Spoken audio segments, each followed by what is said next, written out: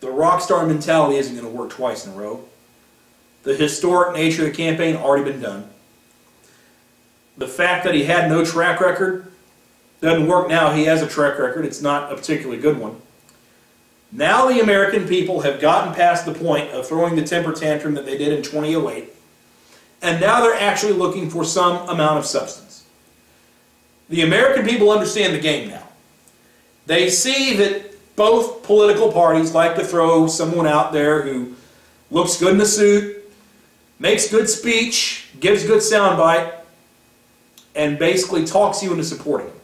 The American people understand that now, and they're willing to look beyond that. So Obama can't exist and he can't coast just on the coattails of his oratory skills the way he could in 2008. Another thing that Obama doesn't have working for him, and I mentioned it briefly earlier, was that in 2008 Barack Obama had a lot of what I like to call negative enthusiasm that worked for him. The American people were very negative on the place the country was in 2008, and they were very enthusiastic about that negativity. They were pissed off and they wanted to do something about it. And the do something about it was elect Barack Obama.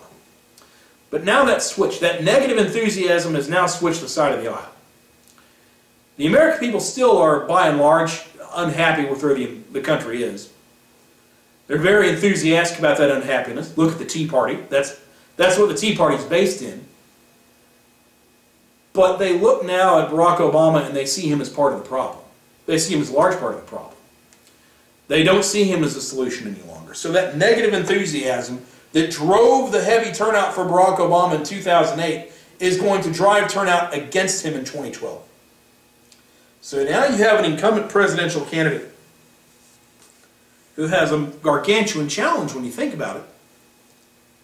He has to get a large voter turnout while delivering a completely different sales pitch than he had in 2008. And he's got to do it without the negative enthusiasm that benefited him in 2008, because the negative enthusiasm is going to be working on the other side this time through. Man, that's a completely different first-term campaign. Most incumbents don't have to climb that type of a mountain.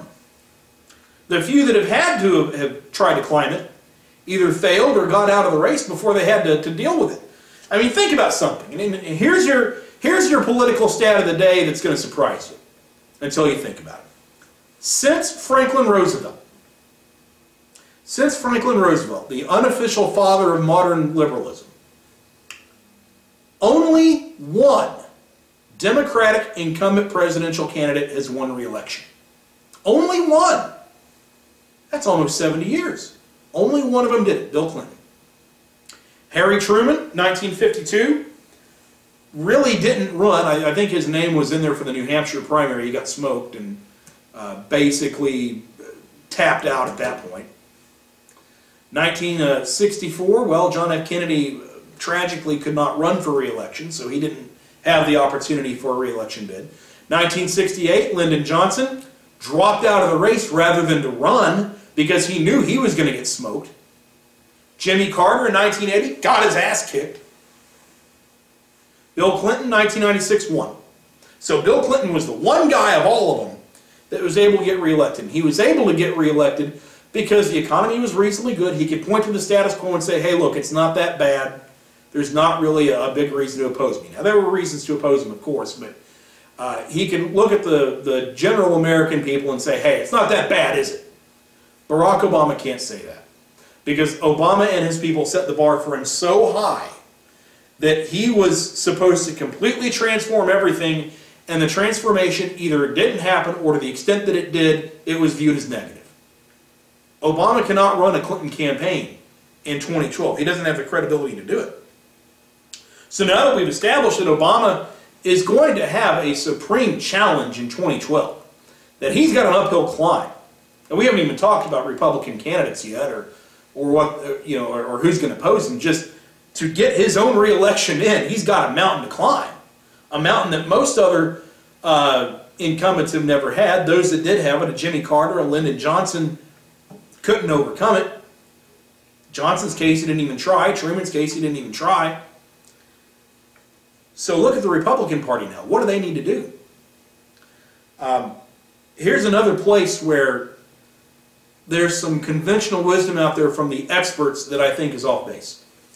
Every pundit you hear, particularly those in the mainstream media who sympathize with the left, every pundit you hear will put out the idea that for the Republicans to win, they need some sort of inspirational candidate, this transformative candidate that's going to be the leader of the Republican Party, and boom.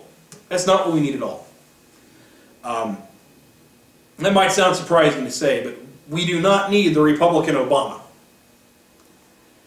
I think a lot of times that the experts and the pundits, alleged experts and the pundits, espouse that philosophy because they're Democrats themselves, and they know that for a Democrat to truly get the base going and for a Democrat to truly win an election in the presidential sense, they have to be that transformative personality and that bigger-than-life personality and the guy that looks great on television and can connect with people and all of that.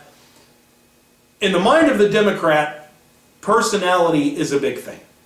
In the mind of a Democrat, style is more important than substance. So that's how they elect their candidates. I mean, a Barack Obama, a Bill Clinton, a John F. Kennedy, all of them had that personality and that flair and that style that really came through the television. The Democrats react to that, and they therefore believe that all Americans react to it, and I don't think that's the case. If you look at the right in America, and a lot of the independents as well, a lot of the moderates, they're fed up with the looks good in the suit and talks nice on camera kind of guy. They see through it. They see the Eddie Haskell in that.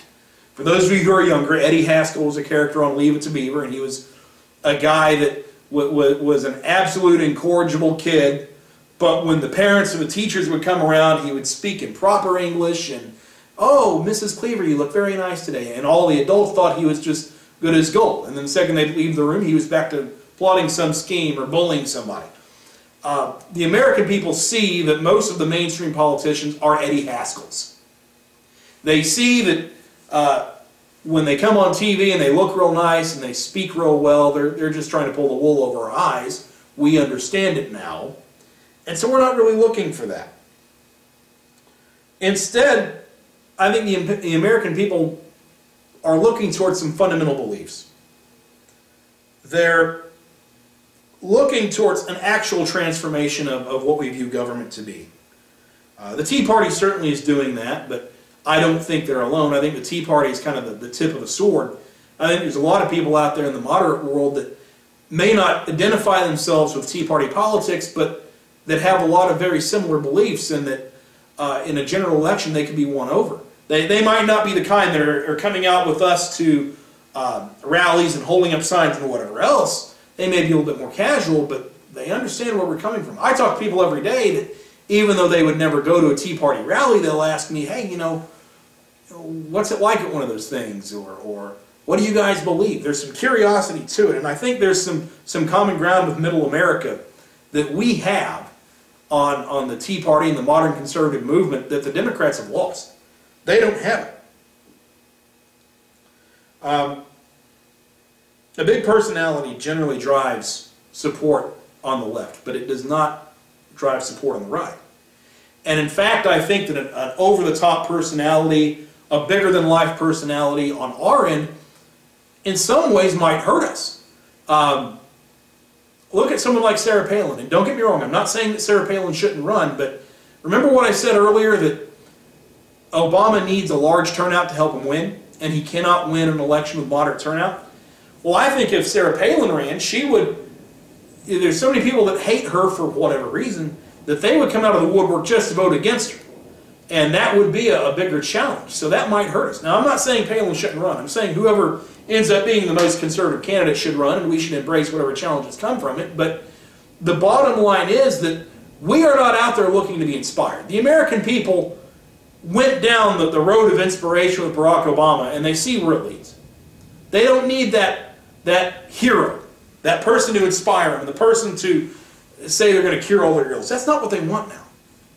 So they want the person that has some substance, some fundamental beliefs, and maybe they're like Chris Christie and they don't fill out a suit quite as well, or maybe they don't speak with the proper Northeastern English. We don't care. We want substance. We want to know what you believe rather than how you phrase it. Really, in the end, if people talk about how an incumbent doesn't have to win an election, they just have to not lose it. I think that shoe's on the Republicans' foot this time. Barack Obama has not lived up to what he said he was going to be. And as I said earlier, the bar was raised so high that he or any president could not have done it. That's not entirely an indictment of Obama to say that. But that bar has been set so high that he's going to have to resell himself, as I said earlier. And for the Republican candidate, whomever they end up being, they're essentially in the position of a backup quarterback on a football team. What do I mean by that? Well, any of you who watch football know that when the starting quarterback has to come out of a game, if he's injured or knocked out or whatever, and the backup quarterback comes in, you don't rely on the backup quarterback to win the game for you. Instead, you expect your running game and your defense to step up, and all you expect out of your backup quarterback is to not lose the game. Just don't make a mistake that loses it. Don't throw the interception. Don't throw into a bunch of traffic. Just run the football, make the easy throws, and the other guys will step up and win it. That's where the Republican presidential candidate is right now, whoever they end up being. It is not going to be laid at the feet of the GOP candidate to go out there and win the election by themselves. Instead, all they have to do is not throw the interception. All they have to do is make the easy throw. And it will be the grassroots that will win this for you. It will be those of us who are out there every day who are espousing what we believe, who are doing the dirty work to win this thing for you. All you have to do is not screw it up. Because Barack Obama is beatable. He's very beatable. He's in as much of a, unless things completely change in the next year and a half, he is in as much of a challenging position as Jimmy Carter was, as Lyndon Johnson was, as Harry Truman was. You know, it's the Republicans' election to win and not to lose. I just hope that the GOP understands this and uses this as an opportunity to get a real conservative candidate in there who can actually make the differences for the country that we need to make. Frankly, I couldn't care less about who's electable and who's not electable. Now's our opportunity to actually make a positive difference in this nation. Obama's vulnerable. He's extremely vulnerable.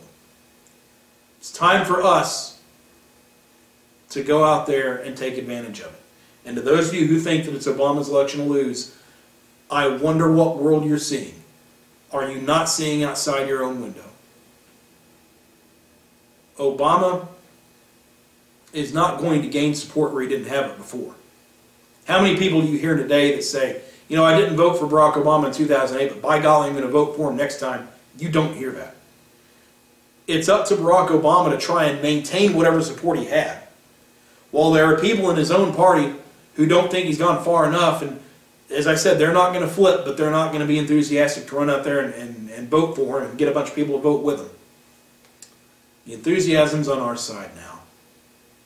And Obama's got to resell himself in a completely different way than he did before. If I were a political strategist and I was working for Barack Obama, you better believe I would be investing in some Maylocks. Our time is 2012. And don't let the experts, the alleged experts, the media, don't let them fool you. Obama is on the defensive. And he's really going to be on the defensive in 2012. It's our election to win, folks. Be encouraged. This is America's Evil Genius. See you next week.